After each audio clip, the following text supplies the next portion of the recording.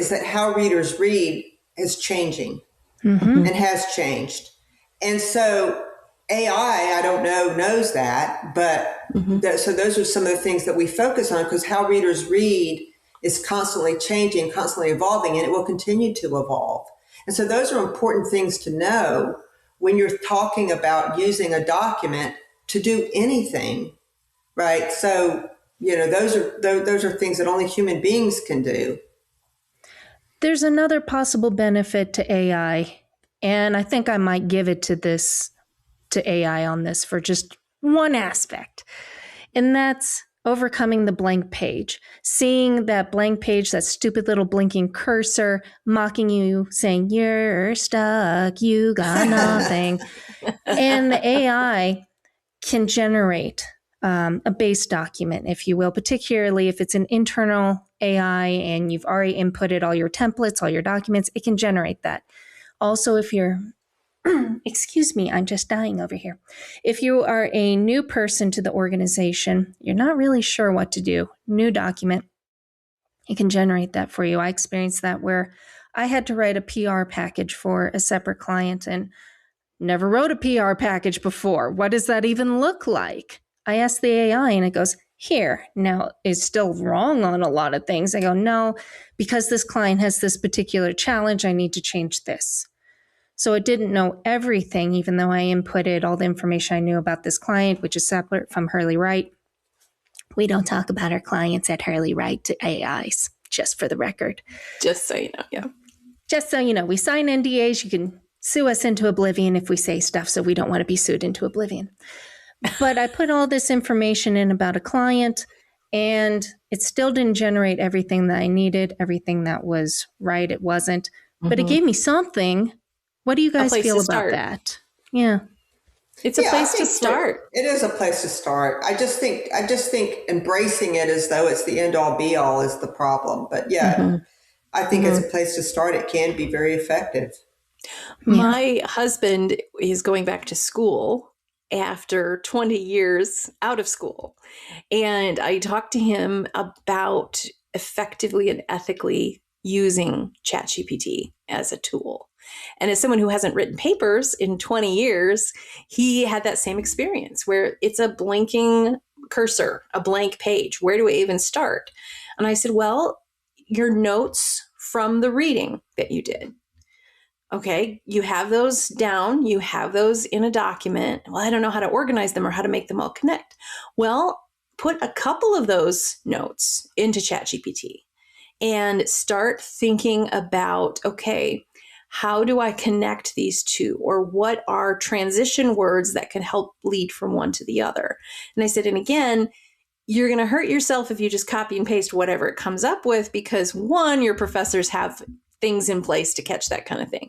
But two, what you're doing is you're using this as a tool to help you learn how you write and learn to write all over again. Now, again, and I've cautioned so many people on this, students that I have worked with at the college age level and things like that, be careful, because putting in content and expecting it to write your work for you is going to hurt you in the short term and in the long run. But using these tools as a way to kind of get your thoughts down on paper and help you see the big picture. Kind of like some of the free writing or pre-writing strategies we talk about, mind mapping, for example. Creating a mind map where you can see all of the different directions you could go, and then you can kind of move the pieces around a little bit. And, I use Canva and PowerPoint as a tool for me when I'm working on, like, for example, when I worked on my dissertation, used that to create a mind maps to help me organize all of these concepts so I could move them around. Now, you might say, nope, I should have done that on paper with a pen. Well, I used Canva and PowerPoint as a tool to create a visual to help me critically think about where I was going with this. And I think there is the possibility for that. Now, again, I want to make it very clear. I think that academic integrity is a very, very important part of college life, no matter if you are going back to school as a non-traditional student or if you're in that quote unquote traditional age range.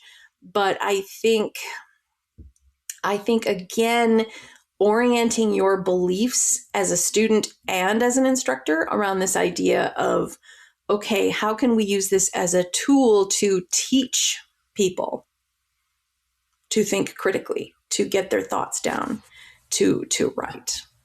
I mean, I think part of what you just said, you used Canva or PowerPoint, whatever. And at the end of the day, you still have to make decisions about, like I've used Napkin AI to generate graphics, and I still have to make decisions about whether I feel like those graphics accurately represent what I'm trying to do.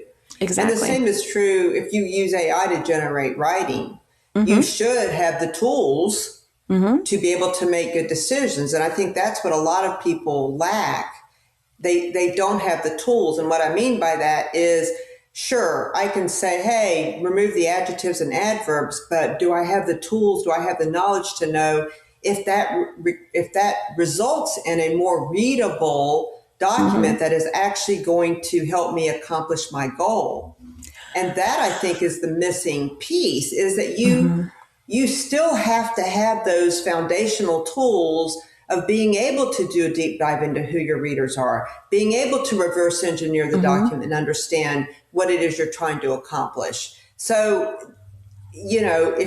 because you still have to make decisions, even if AI generates the document, you've got to be able to go through it. Does this work? Does this doesn't work for my reader? That kind of thing. It's not just I'm going to write it and, good luck. And then the other thing that we found, of course, and I'm going to, tout Hurley Write, is that because our curriculum is based on the principles of readability, we teach people how to make good decisions, because it's not just about rearranging, Right. It's about making good decisions to understand what's needed, what's not needed, who your readers are, that kind of thing. Which is another reason that we don't teach grammar in our workshops, because you can be the best grammarian on the planet. It doesn't mean you have a readable document. And again, measuring the success of the document, I'm always astounded. And Elizabeth, you know this with the communication diagnostic that we do. I'm astounded by the number of people, the number of companies we work with who have no clue about whether their documents are working. No clue. They produce them, they put them out there, no idea. Do you know if your clients are coming back to you? Are they, do they have questions? Those kinds of things.